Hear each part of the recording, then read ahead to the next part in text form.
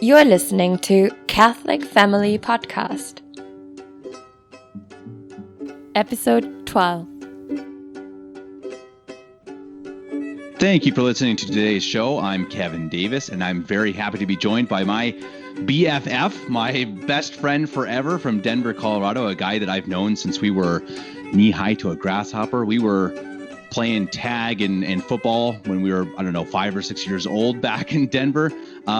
Keep in touch still, mostly about football stuff, but I wanted to bring Eric on for a show because, first of all, he's one of my best friends, and secondly, he's one of the smartest guys I know. So I kind of reached out to him and I was like, hey, what can we do a show about? And we got talking about it a little bit, and he brought up a book that I don't know if he recently read, but it has had an impact on him, called Society and Sanity by Frank Sheed.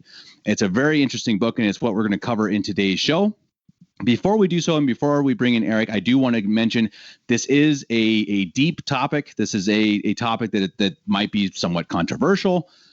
Eric and I are not theologians. We're not moral authorities. We're just two guys trying to talk through a very interesting and very delicate certain set of topics. And so remember that we're not trying to tell you what is best and what is right. This is just our view on this book that was written by Frank Sheed, I believe, in the 1950s. So, Eric, thank you so much for coming on.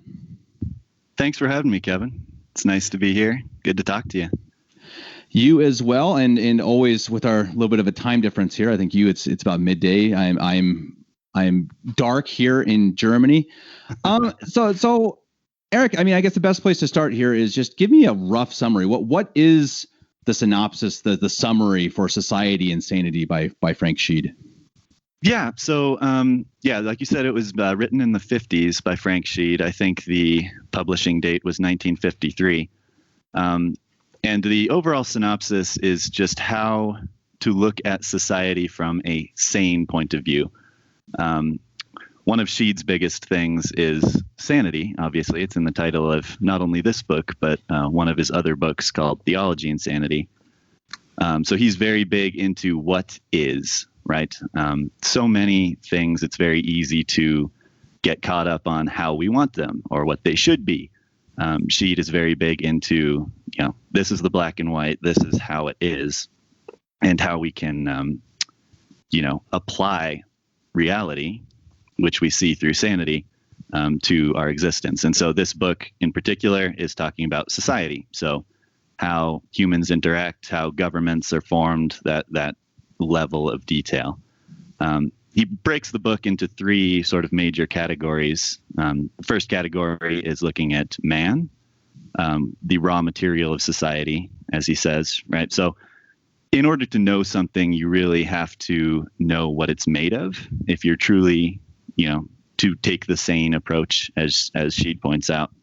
So to know how society should work, how society does work, without knowing the fundamental building block of society, which is man, we can't really have a grasp of the reality of society. So that's his first major topic, and honestly, a topic that we could probably spend hours discussing, is the nature of man and sanity. His second sort of section in his book is regarding family. So, you have your basic building block, which is man. You've got your, cell, your group of the family to which man is linked up. And then you have the family leads to the third section, which is society. So, yeah, it was a really, really interesting book, a book that sort of challenged a lot of my, prejudices, preconceptions, right? All those things that I thought was very straightforward, very, very, solid in my mind. It really made me think and realize that, I, like many, many others, didn't see complete, with a clear picture, how to look at society sanely. Well, and I think that's immediately a good question to ask is why? Why were your preconceived ideas different than sane ideas, especially about society, right? I think that's a good question. Well, why would your ideas about society, where do our preconceived ideas of society come from? Mm-hmm. It comes from society, right? Yes, they come from society itself, which, Right. you and I'm sure the vast majority of your listeners already know. We live in a very insane world. And, that definitely spills over to us as individuals who live in this world. And so, it's just one of those things where Sheed is very logical in his progressions, right? There's no assumptions with Sheed. And I, highly recommend his book. He can speak in his book far better than you and I can talk about it. But every conclusion, every point that is made starts with a basis and sort of logically progresses from there. And when you start looking at reality and society and man in that way, it's really eye-opening. And I think that's why the book made such an impression on me. And I have to admit, I've not read it yet. It is in the mail. I actually ordered that as well as two of his other books, nice, including Theology and Sanity. So I'm really interested in reading those after having had this discussion. So you can give me a basic idea of what I'm going to get into, and then I can finish it with his actual words. But I think it's a really interesting point too, that I just recently watched a video by Jordan Peterson, who as far as I know, is not Catholic. I don't even know if he's Christian. Maybe he's Christian, but I'm sure many people. Agnostic. Is he? Yeah. This type of thing, but yeah. But in this video, he said he was talking about faith and these things, and he said Catholicism is the most sane you can be on this earth. And I thought that was really interesting coming from a psychologist. He said that. Yeah, I can show. Maybe I'll try to find that video and I'll post that in the show links, in the show notes, because he said that Catholicism is the most sane. I don't remember the exact words, but the most sanity you will find on this earth, which I thought was really interesting, because it's like, if that's the case, why is he not Catholic? Yes, exactly. Well, yeah, first of all, he's absolutely right. It is. Right. Second, if that's the case, then why are you not one? Exactly. Yeah. Well, good time. Next time I have him on the podcast, I will ask Jordan Peterson. But I guess if you can get Jordan Peterson on your podcast, you're definitely scraping the bottom of the barrel with me. Yeah, we'll see. In the next years, we'll just progress from Jordan Peterson back to Eric Caveman Kosovich. Anyway, so the raw material of society, I guess that's the best place to start. As you say, the first part of the book is trying to describe, what makes up the basic foundations of society, and that is man. Though already I have to say that our show is not woke, because we say man and not, woman, or I'm not even sure. That is a good point. So should we say them or this, or I don't even know. So hopefully YouTube doesn't ban this video. But anyway, so please, I don't know if you want to basically start into how he describes man and the raw material of society. What does that mean? Yeah, definitely. So he uses an example that I'll probably be referring to a lot of times. But if you're an engineer and you're building a bridge, you need to know what materials you're building that bridge with. Right. So if you're building it with wood, you're going to design it differently than if you're building it with steel or aluminum or something. Right. And society is the exact same way. We can't truly understand something unless we understand what it's made of. And so in order to understand society, look at society from a sane way, we have to understand what man is. And so according to Frank Sheed, what is man? Yeah. So according to Frank Sheed, who was a devoted Catholic, you can take the definition of man straight from, the Baltimore Catechism. Man is a creature composed of body and soul, made in the image and likeness of God. So we can get into details on what that means. I'm sure most of your listeners know just as well as we do. But that definition is very much, it's not too relevant to the topic of society, because it's almost too high level. It's almost too fundamental. Right. I don't know, going back to the bridge example, aluminum. If we were defining aluminum, right, it's a chemical element with the symbol Al, atomic number 13, whatever. Mm-hmm. That doesn't help the engineer build the bridge, right? To build the bridge, the engineer needs to know, what is its tensile strength? What is its, hardness, all that type of thing. So sort of Sheed very quickly jumps from that fundamental definition of man and gets into why man needs society. Okay. And basically at a high level, and again, she probably says this way better than I ever could, the fundamental rule of society is that a human being is incredibly valuable. Okay. And the value that he talks about, right, is very much lost in today's society, right? If you were to ask your average run-of-the-mill American, why is a human valuable? Right. They would say, yeah, the color of your skin, or they would say, if you believe what we believe, or any sort of different thing, because they don't have anything else to base it on. They can only base it on what they see and what they know in society. Mm-hmm. Yes, Ironically. exactly. And this was the case back in the 50s when Sheed wrote the book. So, I mean, he was already dealing with this, and now, almost 70 years later, we haven't gotten any better. In fact, I think we've gotten a lot worse. But ultimately, a human being is valuable for three major reasons, and these are sort of the groundwork of his entire book.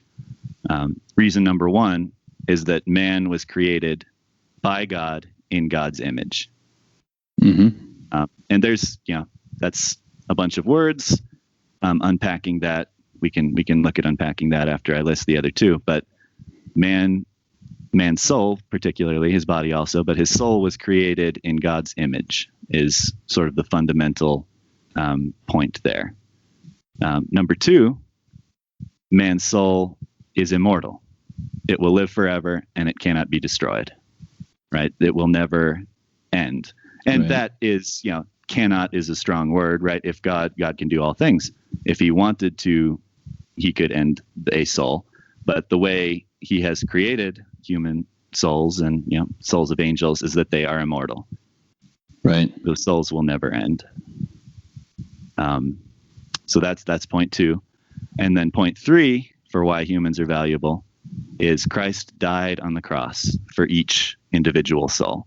And that's, Theology 101. All of the theologians agree on that if it were only one soul that needed saving, the second person would have come down from heaven, became man, and died on the cross just for that one soul. Right. And so those are the three fundamental, right? Man has value. Man's value is huge for those three reasons. Well, I think that's again fascinating when you compare our beliefs and those, as you say, they're Baltimore Catechism beliefs, but they're extraordinarily profound, as is everything with our Catholic faith. It's really generally very simple when you break it down, but then the more you look into it, the more it is eternally, profound. You can never really understand all of it. And you compare that to, again, what society tells you is valuable. Mm-hmm. And it's heartbreaking, really. I mean, I think it's really terrible that people are missing that much of the world doesn't know their own value. Mm-hmm. Yeah, no, it's incredible when you think about it. And, all of these arguments, one big one, obviously, in the world today is the argument, conflict, whatever it is, on racism.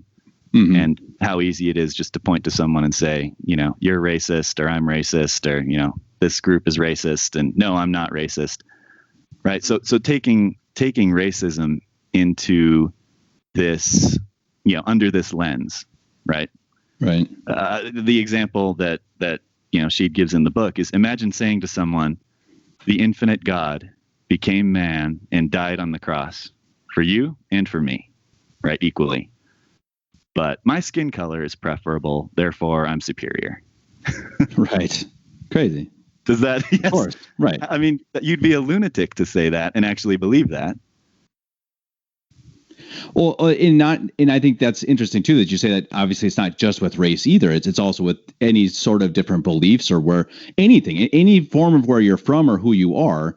Mm-hmm. You as an individual are valuable. And I think you see that from both sides. And we're going to get a little more into politics later on, I think, but from both sides of every aisle, you have people who devalue the other side because they don't agree with your beliefs. And I think that mm-hmm.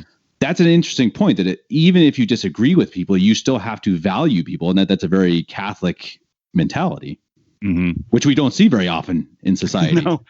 No, and yeah, to your point, right? I mean, we're talking about sanity, so it's very obvious that a lot of the political positions on the left are quite literally insane, right? I guess this is even better. Let's go back to the definition of sanity, right? What is actual sanity? Sanity is seeing things for what they are. Right? Yeah. Insane people, and that's not using that as a pejorative or a mean term or an unkind term. People who are not sane either don't see or acknowledge things that are, or they see and acknowledge things that are not. Yeah, right. And so like a good example, not just racism, but like the gender fluidity stuff. Right. That is quite literally the definition of insane, because something that obviously is gender is now being disregarded.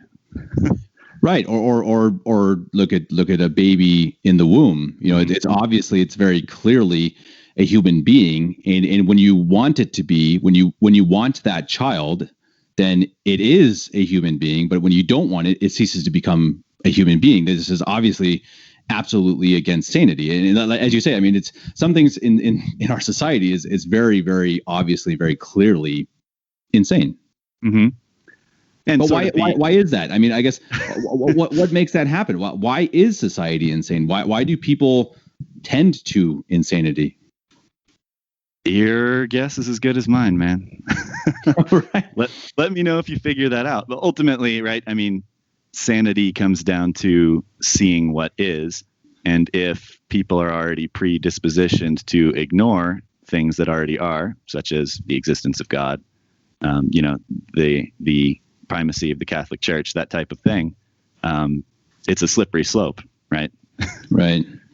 And so I guess as if you want a good society, because we must have societies, how do you shape a society around insane people?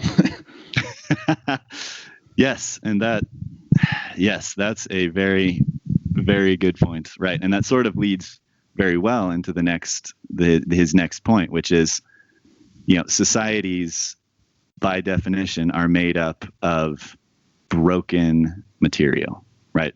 Man, through original sin and through actual sin, has damaged what he was originally intended to be. So even more so than, the value of humans, or I guess in addition to the value of humans, the understanding has to be there that you are working with imperfect material. Going back to the bridge analogy, right? If engineers only had damaged steel to build bridges, they would very well understand damaged steel, and there would be a science to damaged steel. Right. And so the same thing exists with society and looking at man. And societies have to take into account that man are damaged. And this is one of, if not the major problem with political, political orders such as socialism, Marxism, and, utopias of any kind, is that the assumption is that humans will behave rationally. The assumptions is that people will be, will act the same way every time, which we obviously know isn't the case. And so a healthy, strong, well-designed society will take that into account. And that's a really, again, I have to comment again on this video from Jordan Peterson, which I'll definitely post in this link, because he talks about that too, that he's talking almost at these same points, that it is insanity to believe that we are naturally and intrinsically good as human beings, and that's nuts to actually believe that. But over and over again, we see in society, people just have to try to believe that. And I think, to me, and I've known some people who are close to me who are socialists or who like the idea of socialism or even Marxism. And they're not evil, they're not bad, but I think that they are deeply, deeply naive. And I think that they just don't understand the world as it is, which again is a form of insanity. As you say, they don't actually see the world for what it is. They don't see the corruption and the issues with men, but they see it for what they want it to be, or they see it from what they hope it to be, or what they've seen on a Disney, yes. Which is a whole topic for another day with propaganda and all totally that. Totally, of course. And that's how they shape society, right? That they, being whoever it is in charge who wants to try to shape it, has learned that there are really good ways of doing so, and ways that work in a mass effect, which is propaganda through news media, through social media now, and through shows in movies created for children. Yeah. And using that term "they," that's another good point that Sheed brings up. He uses the word Caesar, and he takes that from our Lord's comment in Scripture, saying render unto Caesar the things that are Caesar's.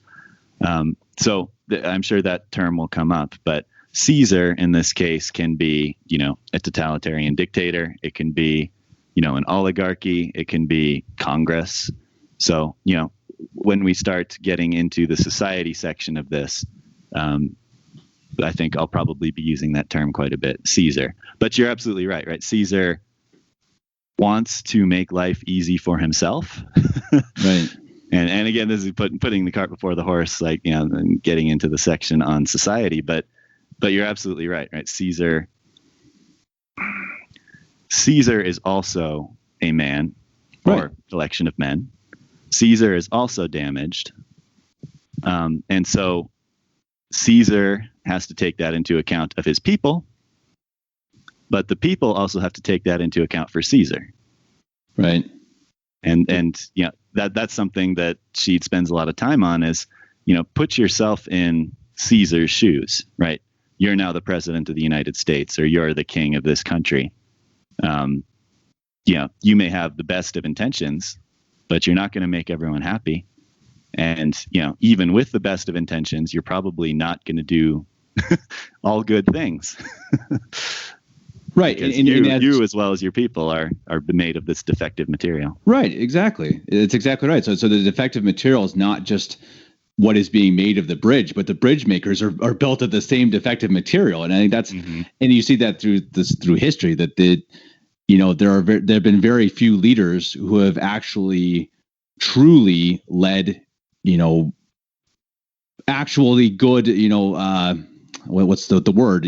They were good leaders for their entire time, and usually they were saints, and because they truly were selfless and they truly cared about the people and did everything they could to try to make the best for the people. But then, even then, as you say, absolutely for certain, not everyone was happy.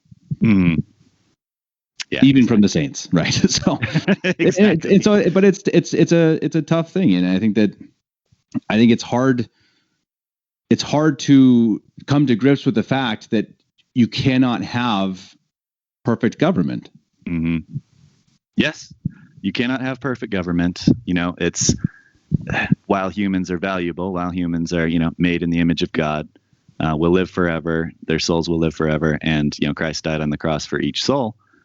You take all those into account, but then you throw in the huge wrinkle that every single human is damaged in some way. Every single human is not going to act not only in his best interest, but in the best interest of society.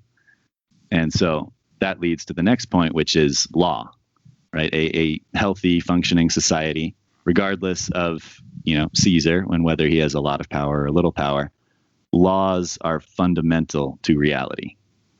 In a society, yes, but in just reality in general.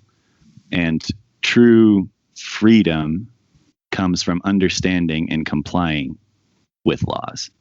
So another example that Sheed uses quite often is the physical law of gravity, right? If you don't respect or obey gravity, you're going to die, right? Right. If you're the type of person who's like, I'm going to be free of this law of gravity, you get up onto a cliff, flap your arms and jump, you're not breaking the law of gravity. the law of gravity is breaking you. Oh, right. Quite literally. Right. Quite literally. Right. And so anyone who says, I'm going to be free from the law of gravity, is not understanding what laws are and is not looking at law through the lens of sanity. Right. And so I think that's a very good example because, I don't know, I'm sure there's people out there, but I don't know any people who actually think that the law of gravity does not exist. But I do know a lot of people who think that the moral law does not exist. Right. Right. Well, and before we go on to moral law, I just want to really mention real quickly to another example. I think that I've seen even now. I'm only the father of one-year-old daughter, so I haven't gotten to really see it for myself. But you have 4 kids, right? And so I'm sure you know this very well that children are much happier and freer and more at ease when you give them rules, and when you give them very strict rules, and when you give them very strict deadlines and timelines, and they want that. And I think that's another thing that culture is totally lost. And they think, I want my kids to just be free and have time, and I don't want to be a bore and a burden. And it's totally against sanity, because these kids as adults need a structure, need laws, and sometimes need to be told what to do, and they're much happier for it. I'm sure you can speak to that too. Yes. No, going back to the nature of man and the nature of reality, God created these laws, right? The physical laws and the moral laws. If we break them, we're not breaking the laws because the laws can't be broken. We're breaking ourselves, right? We're damaging ourselves. We're further damaging ourselves from that original damaged state that we inherited with original sin, and we're damaging ourselves through actual sin in the case of moral laws, and physical harm in the case of the physical laws. So no, you're absolutely right. Humankind, in the same way that, humans long for happiness, humans, long for God, the same way they know that they need to obey and follow laws, laws that truly exist.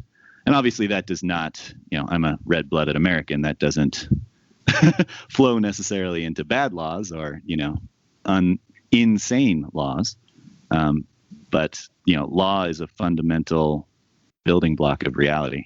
Right. And as you say with moral law, I mean, I think that's another thing that I see in society as well, that I think a lot of your mental illness, and I'm not a doctor, I don't know this is just purely my opinion, that a lot of your mental illness with people these days, and it's higher than it's probably ever been in recorded history. I mean, and I think a lot of it is guilt. I think it is a lot of people who break the moral law in one way or another, or many ways, and they don't, and it breaks them. It breaks them mentally, and it breaks them spiritually, and they don't understand that. They don't understand why they're broken. And this isn't every case, but I think that that's part of it, that there is a set of laws, and that if we break it, it breaks us. I think that's perfectly said.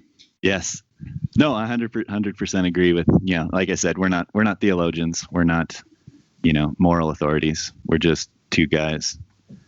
But yeah, no, I 100% agree with that, right? In the same way that you wouldn't wonder why your leg is broken if you, jumped down a flight of stairs.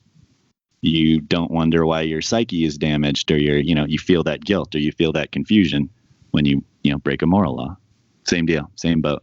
And how that also affects, and as man going into family, and they all build society, when each person, each man or woman starts to break that moral law, it cripples society as a whole, right? I mean, and you see the moral degradation of society, and we've seen this throughout history, that you have societies rise and fall, and one of the main points of it about to fall is when you lose certain points of morality in impurities and in different sins of killing the elderly or killing babies, and these things have come back from the past, and that they're upon us now.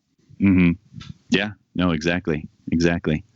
One other point I wanted to make on moral law that Sheed spends a bit of time talking about in the book, which I thought was really really interesting, was you have these two types of law. You have the physical laws and you have the moral laws. God didn't tell us what the physical laws were. He let us figure that out for ourselves. Right? He didn't tell us about gravity. He didn't tell us about, microbes that can make you sick and die, right? He didn't tell us about all that. But he did tell us through his teachings and through his church, the moral laws. And so, if anything, that tells you that the moral laws are even more important than the physical laws and are more damaging when you break them or try to break them than the physical laws.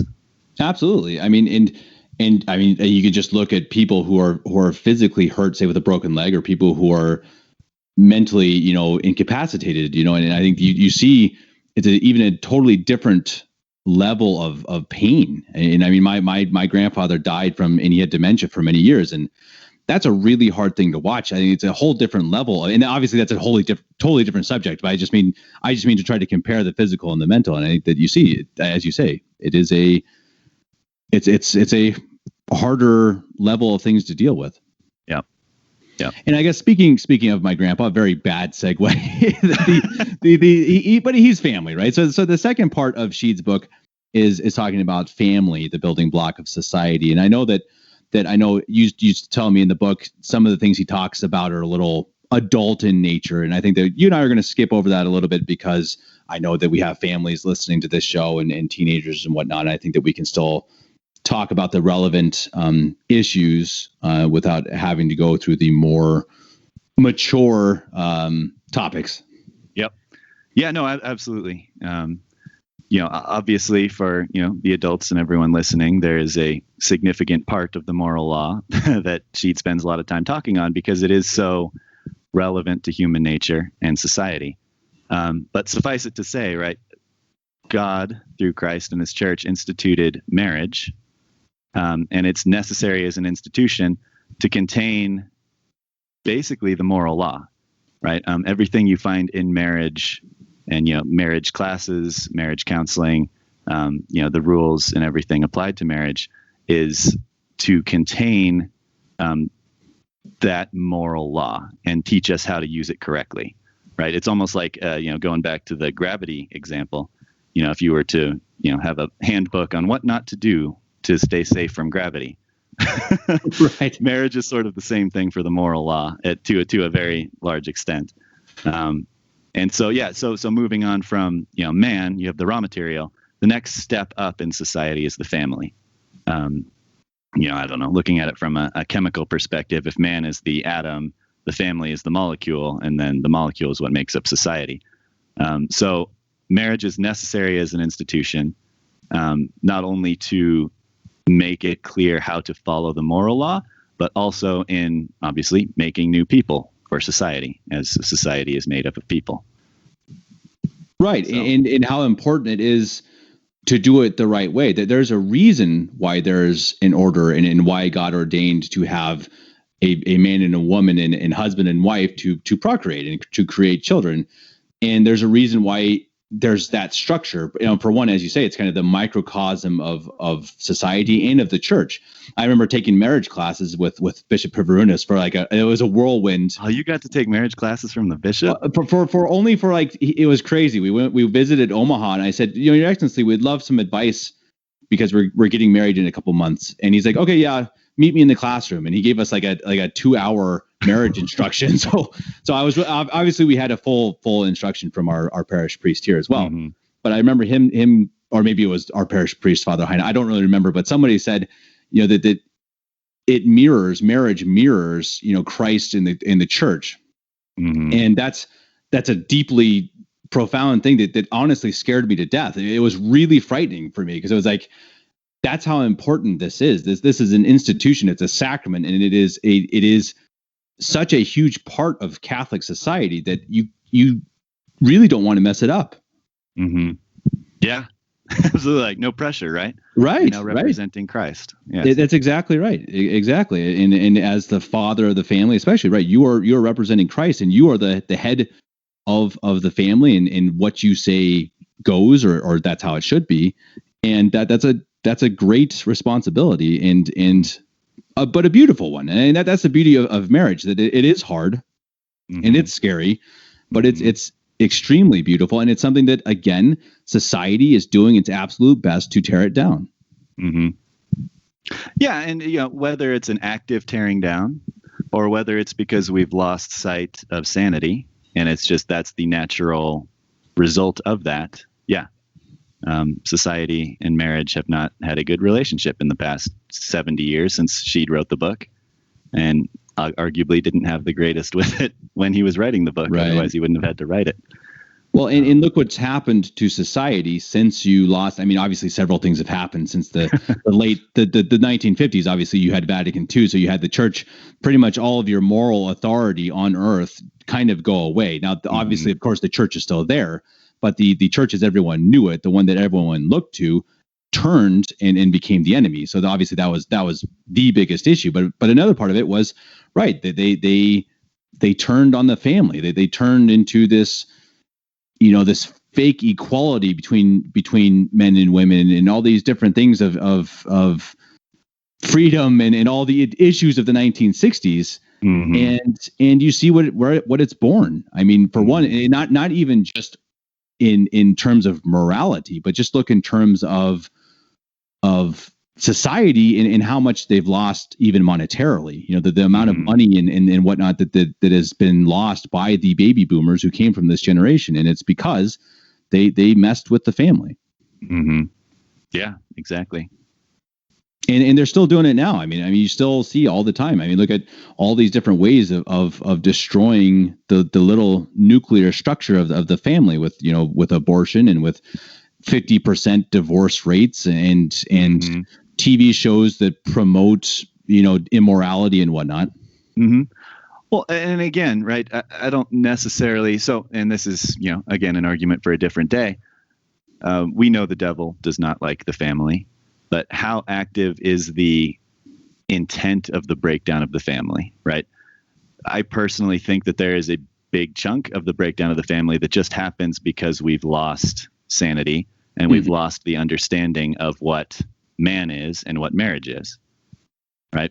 And Sheed goes into this, right? And what's really awesome about Sheed is, again, he does those logical progression building blocks, and so obviously the basis of the family is marriage, and the basis of marriage is love, and that's not a profound thing to say, that the basis of marriage is love, but what specifically is love, right? Most of us probably think, oh, love is, this nice feeling that you get. You like being around someone, all that sort of Disney exactly. stuff, right? Because that's what we're used to. But true love is based on the knowledge and the application of those three values of being human. And she ties it back to this, right? We love our spouse because they have an immortal soul. We love our spouse because they were created in God's image. We love our spouse because Christ died for him or her. Right? That's actual true love. That's what the love of marriage is based upon. And so obviously, if we lose sight of those three fundamental values of humanity, and we no longer understand or even know about those, how are we going to use those as the fundamental basis for a marriage? Yeah, that's a great point. And I think that it's another point that it shows you that if you tell someone that love really isn't this emotional feeling, that it's not just about being attracted to someone, oftentimes it makes people kind of step back and be like, oh, well, that doesn't sound very nice. That sounds hard. But again, it has to be based on this sane thought of, you have to base it off of loving them first as a person, because they are made by God, and then you have to work on everything. I mean you have to work to love your neighbor, right? I mean, I guess it's yes. Everything you do, all love in society and in our lives is hard work, and you have to work for it, because when it's easy, then it's doesn't mean as much. Yeah. Well, the fundamental law, love God with your whole heart, mind, soul, all your strength, and love your neighbor as yourself. That doesn't mean that you like to see them or like to hang out with them, or you want to see them do well socially in this world, right? That is the same love, the same true love that is founded on you love that person because they have an immortal soul made in God's image, and God died on the cross because he loves them for that person. That's the basis of charity, Right. Not just the love of marriage, but all charity. And that's truly what charity is. Right. And then obviously God gave us, nice little aids in the making it so we are attracted to people, and that there are other benefits for it. And you do get butterflies in your stomach naturally if you're around the person that you love. And those are good perks. Those are good natural things. But if that's all you have, again, this is why you end up having 50% of divorce rate in America, because there's no depth behind it. It's just, it's a word, it's a term. It's marriage doesn't actually matter. And I think if people understood how important marriage is and how important family is to society, maybe possibly they wouldn't be so ready to give up on it. Mm-hmm. Yep. And heading into society now, as being the building block of society is the family, and the foundation of the family is marriage. If society doesn't respect marriage, society suffers for it. Right. Not just that marriage suffers for it, but all of society does. Obviously there's if humans didn't continue being born as a result of marriage in the family, there would be no society. There'd be no people for society to organize. But additionally, the quality of that raw material suffers greatly. And I think, we have decades, if not centuries, of data to back this up, that when people do not come from good families, the quality of those people and their contributions to society in general suffer also. And therefore, society is strong when the family is strong. Yeah, that's exactly right. And I think that's a great example for what we need to do, and that's how we can fight. This is how we win the war in the end. First of all, save your own soul, save the souls of your family, do everything you can. But if you actually want to fight the evils of society and you want to fight the world and the devil, then go and be a good family, and obviously if you're single, go be a good single person. If you're religious, go and be a good religious person. Whatever your vocation is, do the best you can at that point. But I think family is especially important because it is the building block of society, and every little thing matters. How you act towards each other at home and in public and with your kids. It is much more important than I think anyone realizes, and that's absolutely how we win the culture war if we ever do so. And I think I actually want to end the show today on that note. I think it's a good place to stop. We'll pick up and talk about society, because I think society has enough to talk for a whole nother show. I think you would agree. It's a very deep subject, and a lot of things that you and I might actually a little bit disagree on. So I think that could be interesting, but we're going to save that for another show, which I'll probably publish here in the next few days. So everyone who's listening, stay tuned. We'll come back to end this whole topic about society and sanity, written by Frank Sheed. Eric Kosovich has joined me for this show, and he'll join me also again for part 2, which will come up in the next few days. Again, that is about society in the 3 steps of society and sanity by Frank Sheed. Until then, God bless and take care, everybody. You've been listening to the Catholic Family Podcast. If you enjoyed this show, please share it with your friends and family. You can support the production on Patreon and PayPal, and you can reach Kevin at kevin89davis@gmail.com. Ad maiorem Dei Gloriam, all for the greater glory of God.